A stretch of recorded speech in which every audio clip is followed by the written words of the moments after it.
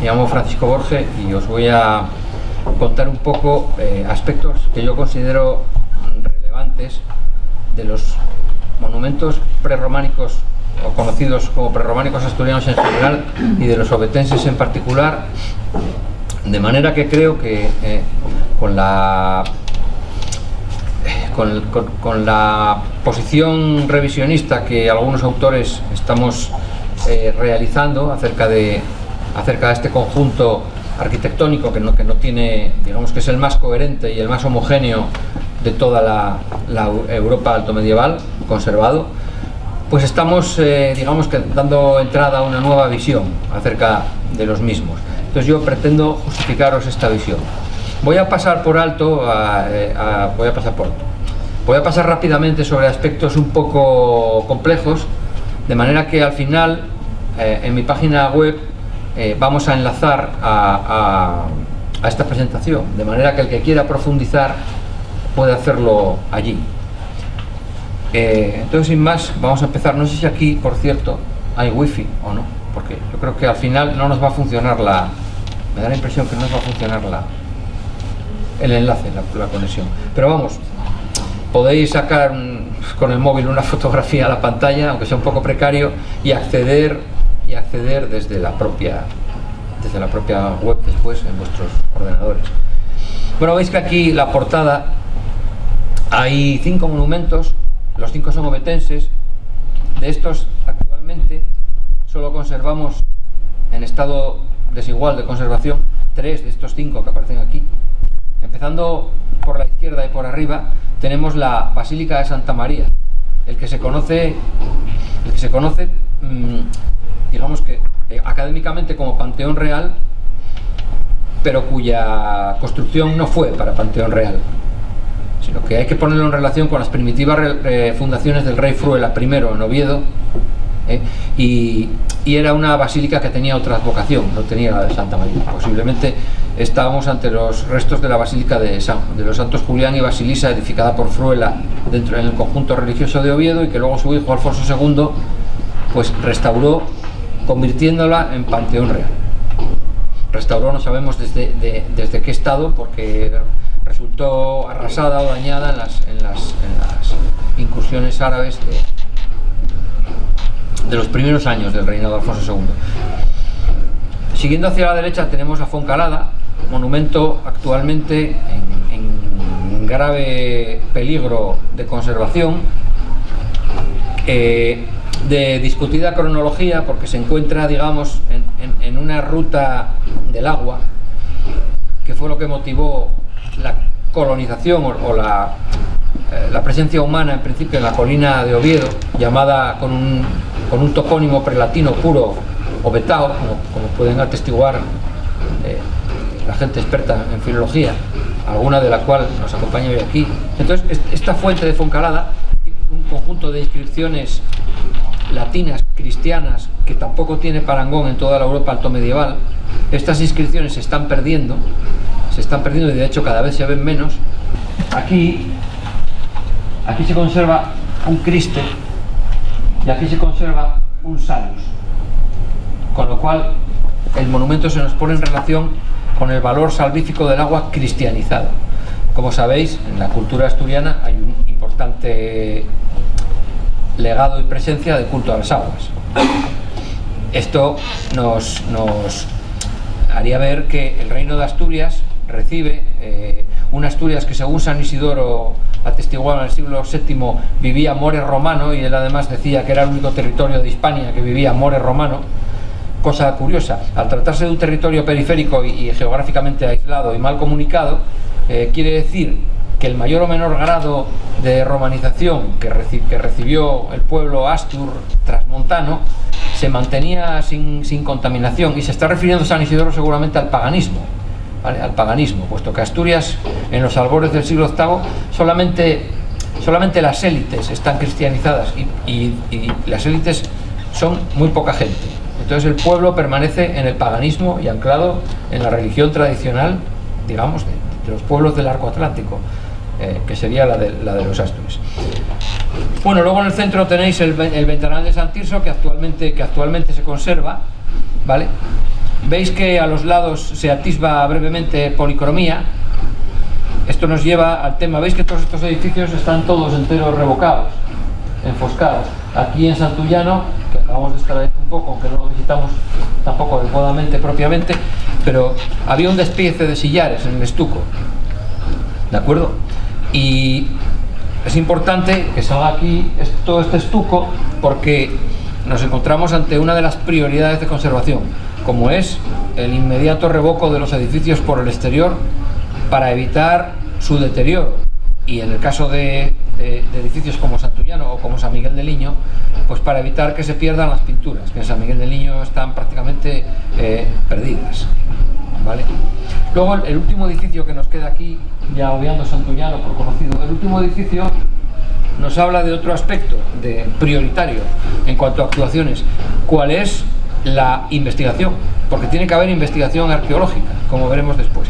Este edificio fue deducido por mí y publicado, me parece que fue en 2012, en el anuario de la Valesquida, y este edificio con mucha probabilidad es un templo martirial dedicado a San Juan Bautista, que actualmente está debajo de la basílica, o sea, de la iglesia de San Pelayo, en el monasterio benedictino de los Pelayos, que como sabéis, es el monasterio benedictino femenino en servicio más antiguo de España, y uno de los más antiguos de Europa, ¿vale? que continúa con una comunidad en activo a día de hoy. Bueno, pues sin más, vamos a procurar no enrollarnos mucho y resaltar los aspectos más importantes. ¿Qué es lo que queremos hacer? Queremos criticar, porque es para eso la investigación, queremos criticar al academicismo vigente. ¿Cómo lo queremos criticar?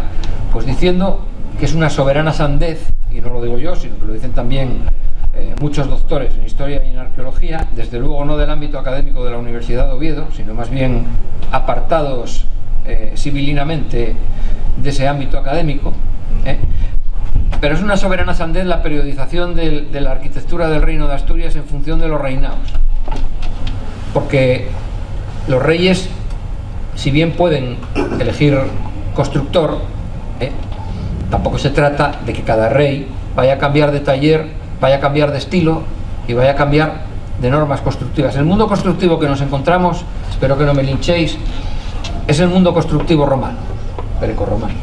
Si San Isidoro dice que Asturias vivía en el siglo VII more romano, eso es porque el mundo autóctono, digamos, de las tribus, de las gentilidades, Astures estaba, se había impregnado de la cultura imperante en la Europa del momento, que aunque era una cultura inicialmente extraña para los pueblos atlánticos, porque por ser una cultura mediterránea, sí que logró, gracias a la habilidad política de Roma, sí que logró imbuir a todos estos pueblos, ¿de acuerdo?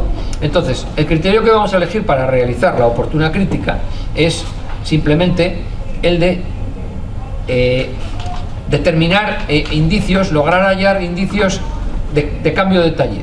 Es decir, ver a través de criterios objetivos cuándo se cambia de taller y cuándo las pautas, no las constructivas, porque las constructivas no cambian porque los materiales, las técnicas no evolucionan tan rápidamente, son siempre las mismas y pertenecen, ya os digo, a un mundo, digamos, indoeuropeo en primer lugar, y a unas técnicas grecolatinas que son muy perfectas y que dan lugar a una arquitectura de mucha calidad y de mucha durabilidad, ¿de acuerdo?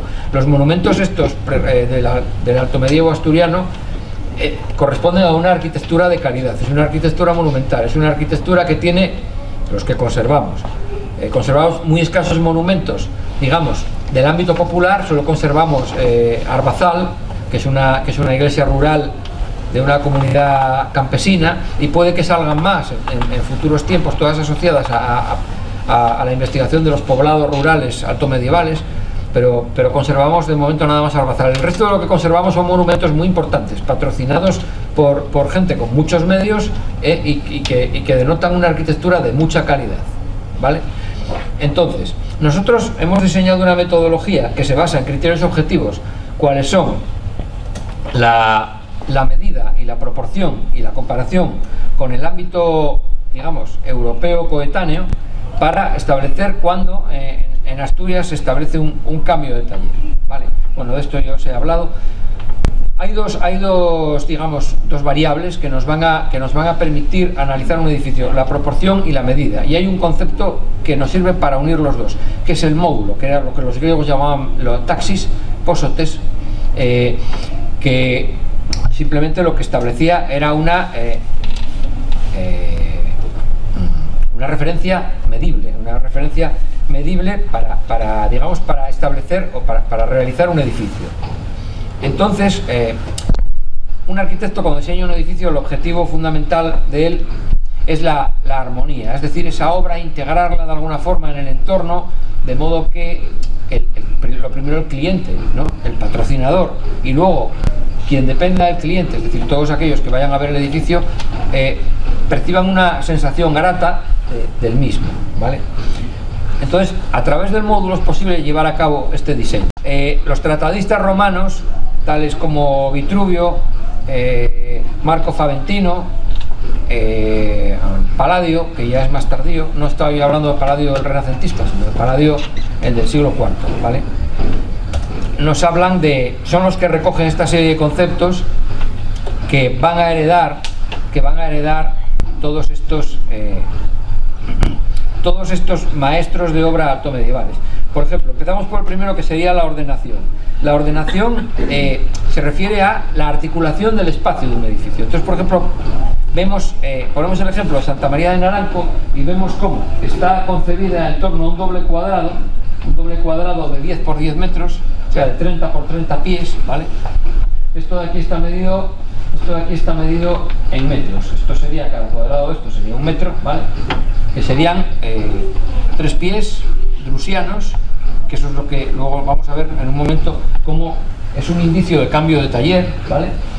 Y entonces vemos cómo los miradores se articulan en dos espacios de 4 metros, ¿vale?, colocados axialmente a una gran sala central de proporciones triples, o sea, de 4 por 3 metros. Y vemos que entonces está así articulado u ordenado el edificio, ¿vale? En cuanto a la disposición, que se trata de, digamos, de mostrar al cliente el edificio, vemos que hay 3 fases. La iconografía, que se trataría del dibujo de la planta; la ortografía, que se trata de un alzado plano, de un alzado cartesiano, ¿vale?, y la escenografía, que se trata de un alzado axionométrico, es decir, de un alzado en perspectiva. Vemos aquí los ejemplos con la planta de Santa María de Vendones, que nos da igual una que otra. La iconografía sería la planta; la ortografía, pues aquí vemos un corte norte-sur, desde el este, del ábside y de la nave, y luego la escenografía vemos una perspectiva, que en este caso es un 3D, ¿vale? Bueno, entonces, la euritmía, entramos en el terreno de las percepciones. La euritmía ya no se utiliza, lo que pasa es que, digamos, que como está muy en consonancia con el concepto de armonía que trata de alcanzar la obra, la euritmía, entramos en el terreno de las impresiones. La euritmía se alcanza a través del diseño geométrico. Entonces, el diseño geométrico no necesariamente es expresable a través del módulo, puesto que el diseño geométrico muy fácilmente nos lleva a los números irracionales y a dimensiones no conmensurables. Por ejemplo, una figura tan sencilla como el cuadrado nos llevaría, la diagonal del cuadrado, que mide raíz de 2, es un número irracional, es decir, que no se puede reducir racionalmente a partes o fracciones. Entonces, digamos que el empleo de estos conceptos nos conduce a la euritmía, mientras que el empleo de otros conceptos nos conduce a la medida y a la proporción, pero siempre el trazado geométrico se utiliza para referenciar, es decir, como guía. Es decir, que si yo no voy a utilizar nunca una dimensión en un edificio, por ejemplo, raíz de 2, puesto que no sería aplicable en obra, pero sí que la raíz de 2 me va a dirigir estéticamente la obra. No sé si me seguís. Bueno, aquí vemos a Miguel de Lillo, por supuesto, una de las 3 hipótesis que hay de reconstrucción de la obra original, por supuesto también revocado. Además, parte de este revoco se conserva. Parte de este revoco se conserva, aunque era el revoco interior y ahora queda al exterior debido a la reconstrucción medieval que se hizo en el siglo XII o XIII, después, a finales del XII, después de la ruina del edificio, ¿vale? Bueno, entonces la euritmía, entramos en el terreno de las impresiones y simplemente se trata de ver relaciones entre las partes que vamos viendo. Entonces, vemos que un alzado total lateral se contrapone a un alzado... Eso, el volumen del ara. Y en ancho vemos que es subdivisible en estos triángulos que son semejantes, también son triángulos pitagóricos, ¿vale? En este caso la cuadrícula sería de 2 dedos y vemos que nos está marcando el grosor del ara y el sistema, y nos está estableciendo el sistema de proporciones, que es de 2 tercios, ¿vale? El grosor es 2 tercios de la anchura. La altura es la misma, evidentemente. Bueno, seguiríamos y nos vamos a Santa Cruz de Cangas, templo erigido por Favila, el hijo de Pelayo, entre 737 y 739, templo edificado, como vemos, sobre un dolmen. Se ha hablado mucho sobre el sincretismo religioso, y es mentira, porque con los cristianos, Roma sí tenía sincretismo religioso, pero los cristianos eran invasores religiosos. Los cristianos no respetan ninguna religión anterior porque la consideran una obra de Satanás. Entonces, evidentemente, lo que se trató con esta capilla encima de este dolmen no fue de lograr un sincretismo religioso y de aunar o digamos, lograr una convivencia pacífica entre las dos religiones, sino que a este dolmen inmediatamente, como atestigua Ambrosio de Morales en el siglo XVI, se le pone un altar, ¿vale? Y se consagra a un santo, que ahora mismo no sabemos quién era. Encima está el altar a la Santa Cruz, y esto, lo que se hace con ello es anularlo, ¿de acuerdo? Pero como tampoco podían ocultarlo, porque eso sí que les hubiera a lo mejor traído la enemistad de los autóctonos paganos, porque en el siglo VIII Asturias era, como afirman autores mucho más autorizados que yo, arqueólogos como García de Castro, afirma que la romanización de Asturias se lleva a cabo por obra y gracia del reino de Asturias, pero que Asturias estaba romanizada de forma atomizada antes del siglo VIII, es decir, eran las élites las que estaban romanizadas, pues las que vivían en las villas, como la de las Regueras, como las de Cenero, como la famosa de Aboño o la de Beranes, ¿vale? Eran esas élites las que estaban realmente imbuidas, que no se sabe muy bien si eran élites locales, como pasaba por ejemplo en Inglaterra, ¿vale? En la Inglaterra romana, pues las élites a partir de la conquista aceptaron muy gustosamente, y hay grandes villas, y aceptaron muy gustosamente la cultura romana, y ellos se romanizaron en sus usos, en sus costumbres, sobre todo en su modo de vida. Pero yo, vamos, no me creo, como Roma sí que era sincrética religiosamente hablando, no me creo ni que abandonaran sus creencias, ni que abandonaran su lengua, ni que abandonaran nada de nada. Se desenvolverían en latín, rendirían culto al emperador cuando irían a Londinium o a las grandes ciudades, a los foros provinciales y a los templos consagrados a Roma y al genio del emperador, pues rendirían culto como buenos ciudadanos, porque al fin y al cabo no se trataba más que de un símbolo, de una convención política, cultural, y ellos seguirían con sus creencias, con su lengua, etcétera. Aquí lo que se hace es invadir, o sea, se termina con eso, porque lo que se hace es cristianizar.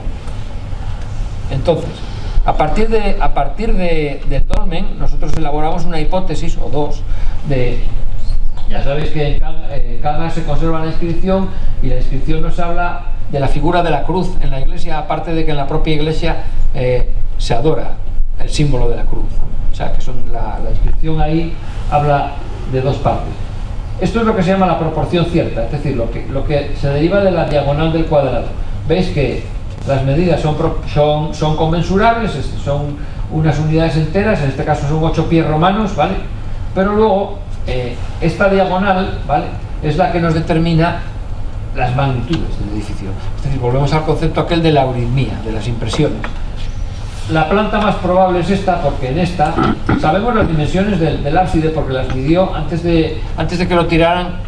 Lo lograron medir Morales y Carballo, y gracias a eso podemos afirmar que el ábside primitivo tenía estas medidas. Todo lo demás se reconstruye porque en época de Carballo la iglesia ya estaba reconstruida según una conocida planta que reproduce el Marqués de la Vega del Sella en el siglo XIX. ¿De acuerdo? Entonces era una iglesia que tenía una cela de doble longitud que anchura. Esa cela se adaptaba a ese ábside, tenía unas dependencias litúrgicas laterales y además englobaba el dolmen en lo que era el cuerpo de la iglesia. Hombre, esto no está comprobado arqueológicamente porque, entre otras cosas, es imposible, porque en la guerra civil, pues, en fin, el iluminado de turno decidió volarlo todo para dejar el dolmen al aire y nos privó de poder reconstruir la historia arquitectónica del conjunto, evidentemente. ¿De acuerdo? Pero esto está hecho en pies romanos clásicos. ¿Por qué hemos partido del pie romano clásico para elaborar la hipótesis de reconstrucción de este edificio? Pues por la epigrafía. La epigrafía, que sí que se conservó hasta que el citado iluminado la volatilizó también al volar, porque fijaros cómo sería la cosa, la cantidad de dinamita que pondrían allí, que volaron la iglesia, que era una iglesia importante, grande, volaron el túmulo, que era un túmulo hecho de canto de río aglutinado con arcilla, que era importante porque medía 20 metros por 20 metros, volaron el túmulo. Evidentemente en la inscripción no quedó nada de ella, claro, la volaron también. Si volaron el túmulo, imaginaos a dónde iría a parar la inscripción. Y en una foto del plan aquel de reconstrucción de regiones devastadas de Menéndez Pidal, que sirvió de base al proyecto de reconstrucción, lo único que quedaba era el dolmen, pero vamos, que quedó el dolmen y no entero, pero vamos, que todo lo demás estaba absolutamente arrasado, estaba plano como un campo de golf. Por eso la gente que dice hacer arqueología en Santa Cruz de Cangas no sabe de lo que está hablando, porque es que allí no se puede hacer ningún tipo de arqueología, ¿vale? Porque no hay nada, no hay estratigrafía de nada. Entonces, pues, veis que aquí esta cuadrícula de un dedo nos está marcando, fijaros que cada línea, el ductus de la inscripción, que es una inscripción muy regular, podemos comparar esta inscripción, para tener alguna pista, con las inscripciones badinienses que se conservan en el oriente de Asturias, que si bien tratan de imitar esto, o se hacen según, en fin, unas afinidades clásicas, no tienen nada que ver con esto. Fijaos la regularidad de esta inscripción. Esto es la fotografía del Instituto Arqueológico Alemán de finales del siglo XIX, por tanto esta fotografía es un importante vestigio, porque es la lápida original del año 739 de la consagración. Y fijaos cómo cada línea dentro de esas cartelas, dentro de ese interlineado, son 2 dedos y medio, y las letras capitales 2 dígitos y medio, sí. Y las letras capitales miden 2 dígitos, es decir, un poco más, a lo mejor, de 2 centímetros. Esto se va a repetir ahora en el otro edificio que conservamos de esta etapa, que es San Juan Evangelista de Pravia, edificada por el rey Silo unos años después, hacia 774, en la nueva corte de la monarquía, una vez trasladada de Cangas. ¿Qué pasa? ¿Por qué se traslada? O sea, ¿podemos hablar de traslado de la corte? No es que hablemos de traslado de la corte, no, hablamos de diferentes núcleos de poder.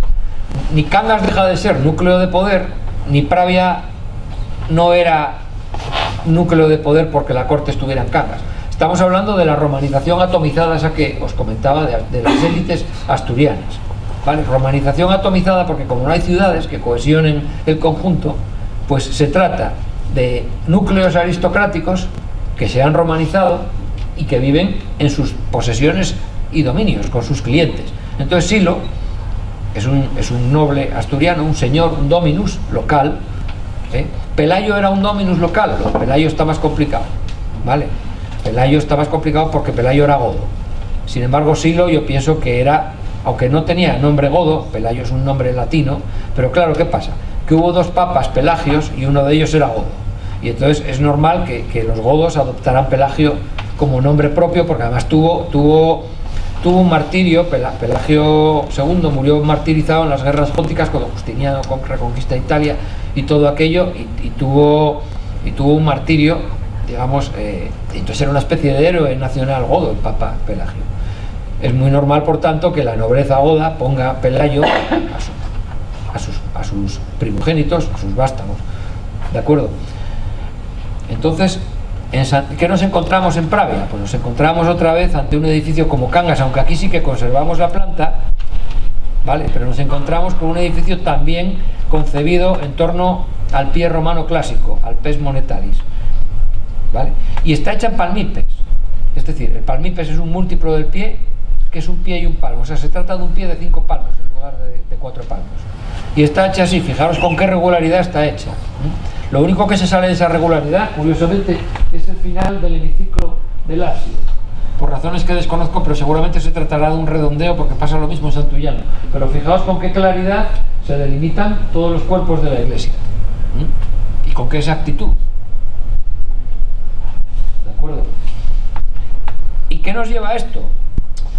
Aquí no nos tenemos que apoyar en la epigrafía, sino que tenemos la planta, pero la epigrafía sigue la misma línea. La epigrafía conmemorativa, porque hay más epigrafía en San Juan Evangelista de Pravia, pero la epigrafía conmemorativa, que es el famoso laberinto, el acróstico este del rey Silo, que parte de esta es central y se puede leer un montón de veces, Silo Princes Fecit, que es lo que dice la leyenda, ¿no? Silo llega al principado, o sea, al caudillaje digamos, del reino de Asturias. Silo llega al caudillaje del reino de Asturias a través del matrimonio con la nieta de Pelayo, con Adosinda, la hermana de Furuela, el padre de Alfonso II. O sea, Silo es tío político de Alfonso II. Sin embargo, Alfonso II no se lleva el taller de Silo cuando funda el santuario de Oviedo, ¿vale? No se lo lleva porque Oviedo funciona según unos parámetros constructivos que no tienen nada que ver con estos en cuanto a taller. Sí que es el mismo mundo constructivo, pero no tiene nada que ver con esto en cuanto a taller. Aquí las letras son un poco más pequeñas que en Caldas. Aquí son 2 dígitos, la cuadrícula mide 2 dígitos y medio y 2 centímetros exactos, o sea, 1,6 milímetros menos, o sea, milímetro y medio menos las letras. Las letras miden exactamente 2 centímetros. Bueno. Y ya llegamos a Alfonso II y al cambio de taller. ¿En qué nos podemos basar para pensar que Alfonso II... Claro, esto es incontestable, es decir, es incontestable por mucho que a mí me puedan criticar, porque además soy un autodidacta y no soy historiador ni siquiera, porque yo soy economista, pero me pueden criticar lo que les dé la gana, pero es incontestable que el edículo de Foncalada, que se hizo... Foncalada, por mucho que diga que tiene una parte romana, que tiene otra parte... Foncalada se hizo en un solo esfuerzo constructivo de una sola vez y toda ella en la Alta Edad Media, ¿vale? En época romana a lo mejor allí habría otra cosa, habría un manantial, habría no se sabe qué, pero tanto el cajeado de la roca como la construcción de toda esta infraestructura tan bestial, como la erección del edículo y la epigrafía cristiana del mismo, que como decimos antes es importantísima, se hizo en un solo esfuerzo constructivo. Entonces esto... Es evidente que este triángulo de 9 por 12 por 15 pies, que además se repite todo el rato en los edificios de Alfonso II con estas mismas medidas, estos son pies dóricos, porque nos encontramos. Porque claro, aquí el problema es sobre qué medimos. Si estamos midiendo sobre algo alterado, sobre algo reformado, ya no podemos deducir nada. Si cogemos con todas las medidas, si tomamos 2000 medidas de un monumento y luego cogemos y con todas las medidas hallamos la media aritmética de ellas, la estamos fastidiando, porque las medidas medias no existen, fijo que no. El arquitecto puede haber usado una medida u otra, pero seguro que la media de todas no la usó. Vamos, eso es una cosa impepinable, y eso es lo que hizo Lorenzo Arias en su tesis. Por tanto, ninguna de sus conclusiones tienen el más mínimo valor, porque se basan en unos fundamentos totalmente inexistentes, ¿vale? Sin embargo, si yo cojo el edículo de Foncalada con sus medidas y deduzco que mide 3 pies, o sea que el módulo son 3 pies, perdón. Estos son 12 pies. Si mide 12 pies de 0,325, yo es porque he dividido la medida en metros y he buscado un valor del pie que me dé de los existentes, no un pie medio, no un pie calculado arbitrariamente por una medida aritmética. Yo he buscado dentro de las medidas del pie existentes a ver cuál me cuadra, y no solo cuál me cuadra, sino cuál me lleva a unas conclusiones, ¿vale?, en cuanto al trazado geométrico, como será aquí, como podéis apreciar. Fijaos que este triángulo, que es semejante del otro, me está delimitando la anchura total del estanque y la longitud del monumento, que son 3 veces este triángulo, porque esta parte que está enterrada justamente está debajo del muro frontal de la casa que cierra la plaza de Foncalada por el este. Bueno, otro ejemplo, la famosa basílica funeraria de Santa María. Bueno, que no es funeraria, sino que es fruto de una reforma. Aquí tenemos la planta y otra vez partimos de un hecho incontestable. El panteón real, que es esto, que fijaos que ni está en el imafronte, porque tenía otro cuerpo delante, ¿vale? Ni tiene ningún sentido planear una iglesia con esta estructura tan extraña, porque esto lo que implica es que este pórtico que había aquí, del que existen datos documentales, diplomáticos, y del que existen los cimientos que se pueden ver ahora que está abierto el Jardín de los Reyes Caudillos, cualquiera puede ir y verlo. Entonces, este panteón, si esta iglesia fuera funeraria planificada así en sus orígenes, no se pone aquí de esta forma tan rara, amortizando el pórtico este que queda inservible, ¿vale? Y eliminando el primer tramo de naves, porque fijaos que está en el primer tramo de naves. Si tú haces una iglesia como Panteón Real, ya pones el panteón fuera, para que no te moleste a la estructura basilical de la iglesia. Para encima, Aurelio el Llano, cuando en 1926 excavó esto, encontró el estuco decorativo. Es como si esta columna ahora está toda estucada y al quitar algo de delante vemos el estuco. Al quitar el muro del panteón encontró el estuco del pilar, con lo cual el panteón lo añadieron ahí, ¿vale? Después de construida la iglesia y de decorada.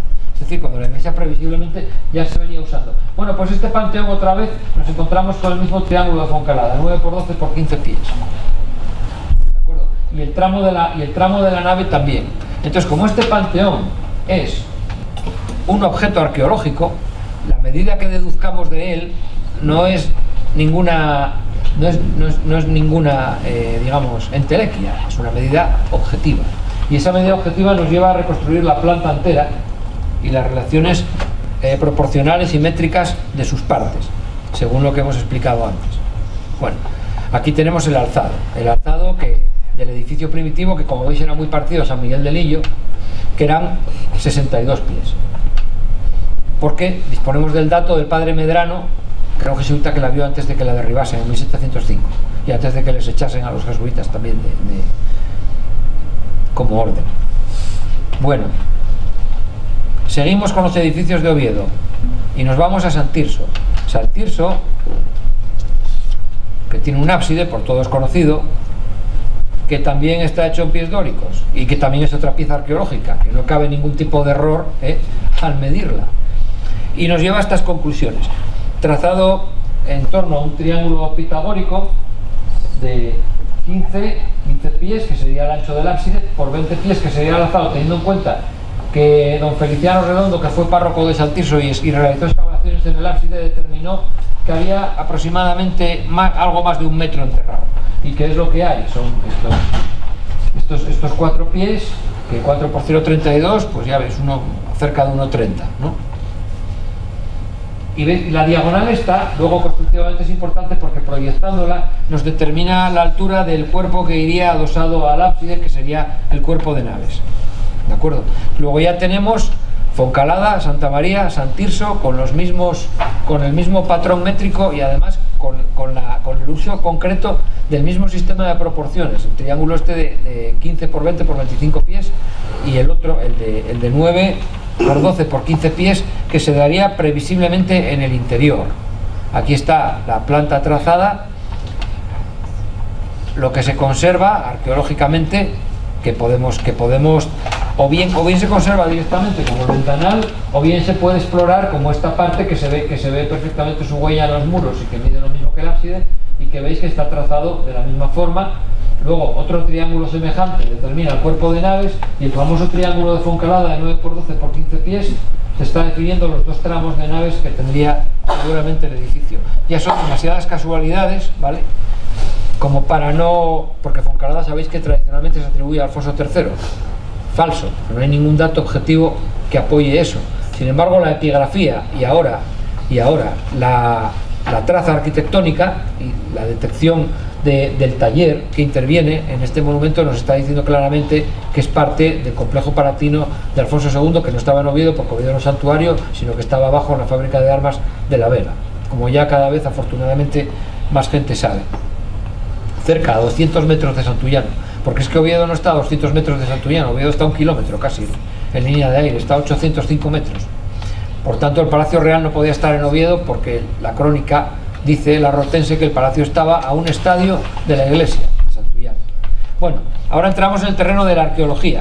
San Juan Bautista, ¿yo en qué me baso para edificar toda esta entelequia de edificio? Pues me baso en que existe una cripta martirial y me baso en los ejemplos de la heptarquía sajona. Es decir, en Inglaterra, y documentados ya desde principios del siglo XX, por los arqueólogos de la Universidad de Oxford, hay numerosos edificios que repiten este mismo esquema de cripta, ¿vale? Esta cripta, que se descubrió cuando la guerra civil se llevó por delante, mira, en este caso tuvo cierta utilidad, la destrucción, se descubrió esta cripta que responde al modelo de cripta funeraria martirial. tendría aquí una fenestrela aquí para ver pues eso, la cámara.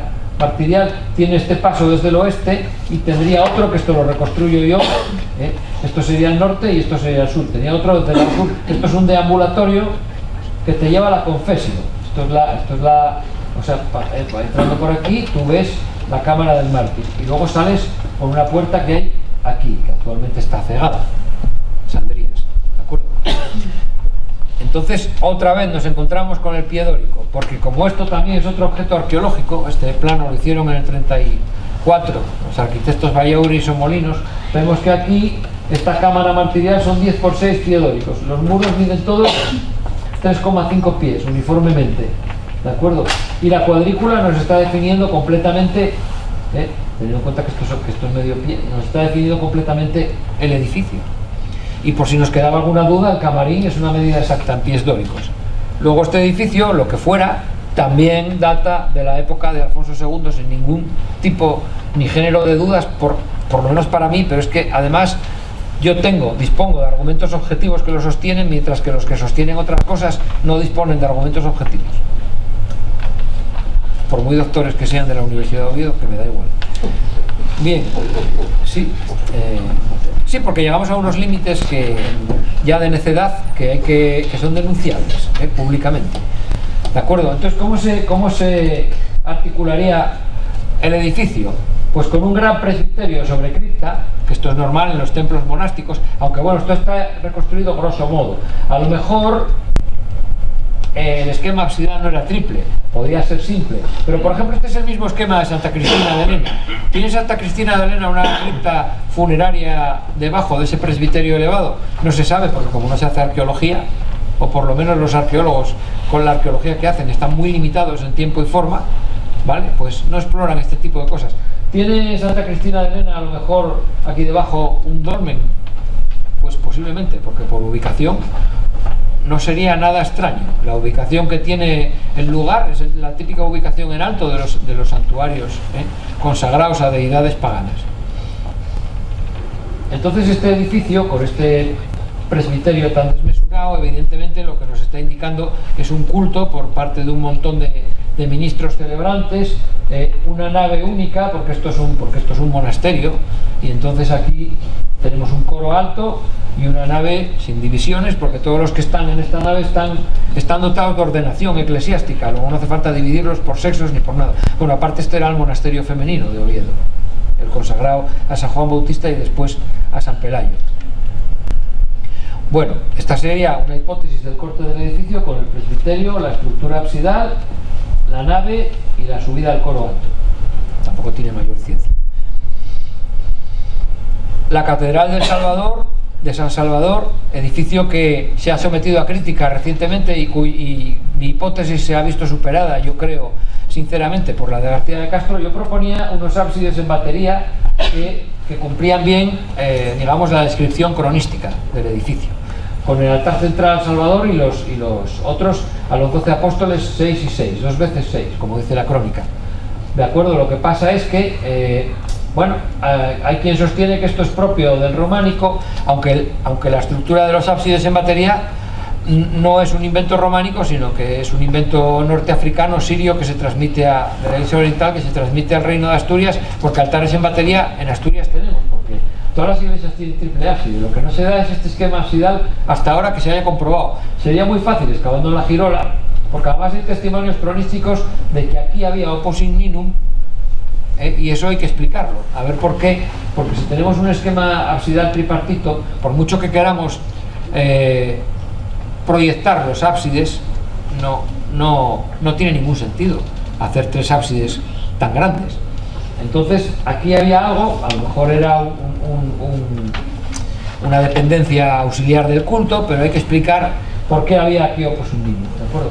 La hipótesis de García, aquí nos volvemos a encontrar otra vez, obviamente, con el pie dórico en otro objeto arqueológico, la Torre de San Miguel, que se conserva, se saben perfectamente sus dimensiones, y la Torre de San Miguel está regulando completamente la planta de este edificio.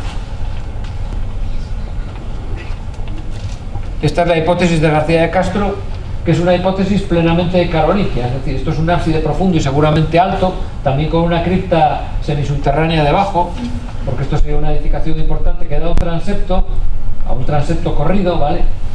Otra vez todo regulado por la medida y proporción de este objeto arqueológico que es la Torre de San Miguel. Aquí vemos la iglesia de Santa María que vimos antes. Solo faltaría para completar el conjunto San Tirso, que asoma por aquí, ¿no? De las tres iglesias del grupo episcopal ovetense.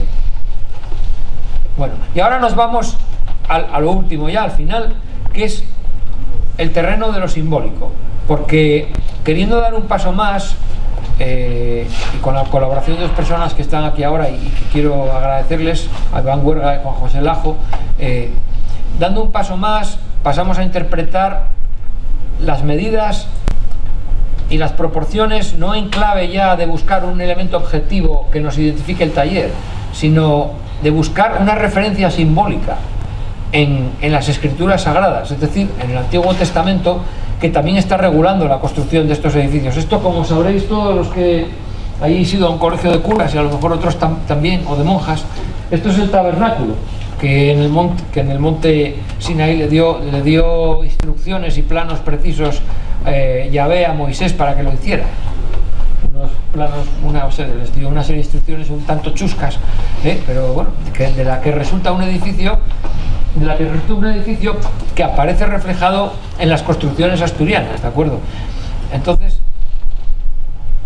la tienda del encuentro, que tenía en ancho 8 tablones de acacia de 1,5 codos, evidentemente no serían codos derivados del pie romano, eran codos más antiguos, aunque bueno, ahí podríamos discutir, porque claro, a lo mejor los romanos, los 70 que hicieron la primera transcripción, o después los que hicieron la Vulgata, pues a lo mejor cogieron y transcribieron los pies a unidades, o las unidades de medida a unidades que ellos entendieran. Vamos a pensar que hicieron una traducción literal, ¿vale?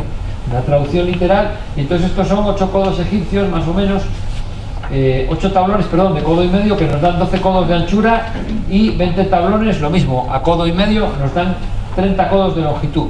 Y luego interiormente esto es el Sancta Sanctorum, que es sabemos luego por Reyes, esto está recogido así, de esta forma en el Éxodo. Luego por Reyes sabemos, por un libro posterior, que el templo de Salomón, que imitaba esta estructura, el Sancta Sanctorum donde depositaron el Arca de la Alianza, era cuadrado, es decir, ocupaba todo el ancho y el lado determinado del cuadrado, en largo, determinado un recinto cuadrado. Y todo esto era la nave de la tienda de campaña esta, donde después estaba la menorá y todo ese tipo de cosas, el candelabro sagrado, la mesa de los panes del sacrificio, etc. Bueno, y luego aquí fuera en el atrio había un baño sagrado también, un baño sagrado porque los que penetraban en este atrio eran elegidos de Dios, sabéis, como sabéis, la tribu de los levitas, que además estaba contada aparte de las tribus de Israel, y entonces estos eran los únicos que tenían acceso a este recinto, y siempre después de realizar un baño sagrado. ¿Dónde encontramos esto? En Santa María de Naranco, ¿vale? A ver si sale esto aquí. Bueno, esta es la Villa de Liños, sobre la cual he publicado este año. No sé si todavía no me chafarán la publicación, estos linces de la Universidad de Oviedo, que me están dando mucho la lata, ¿vale? Porque, bueno, como no soy un académico, pues entonces hay que darme la lata. Aquí vemos reflejado el principal conjunto de edificios, la iglesia de San Miguel, Santa María, que ya lo defino como pretorio, porque este autor que os cité antes, Palladio, que era un agrimensor romano, sí, ahora mismo cambia, ya no me queda nada. Este Palladio, que era un agrimensor romano, hablaba de la casa de campo como pretorio, dotada de baño, y era un edificio simbólico dentro del conjunto de lo que era una casa de campo de un señor romano de la Baja Romanidad, del siglo IV en adelante. Aquí está el palacio que César García de Castro excavó, pero que le cerraron la excavación de un día para otro sin mayores explicaciones, ¿vale? Y entonces aquí se da justamente esto de lo que os acabo de hablar, y que esta ya es la última, y con esto acabamos, aunque me hubiera gustado enseñaros, pero como no tenemos internet. Esto es el tabernáculo. El tabernáculo es la sala central de Naranco, ¿vale? Después va rodeado de un atrio. Del atrio no hablé, el atrio tenía 100 por 50 codos, Son las mismas proporciones que el doble cuadrado este que vimos antes que generaba el edificio de Naranco. No son 100 por 50 codos, pero son las mismas proporciones, es 2:1.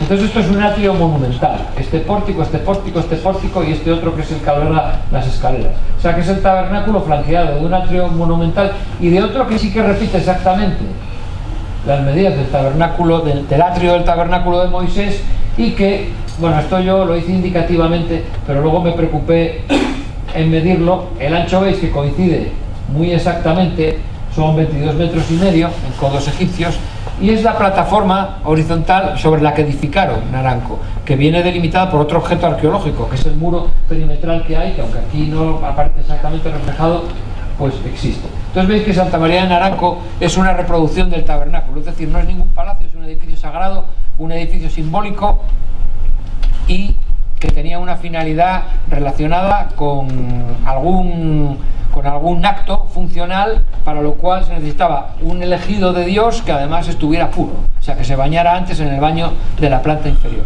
Luego este es el enlace a mi página web, Mirabilio de Betensia, que evidentemente no va a funcionar porque creo que no tenemos internet, y como no va a funcionar, pues ¿ves? No se encontró el servidor, vale. Pero si os molestáis en sacar una foto, los que queráis, o bueno, en Google si ponéis Mirabilio de Betensia se encuentra muy fácil.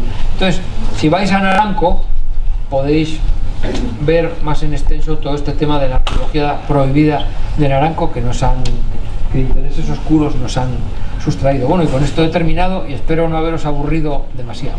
¿Vale?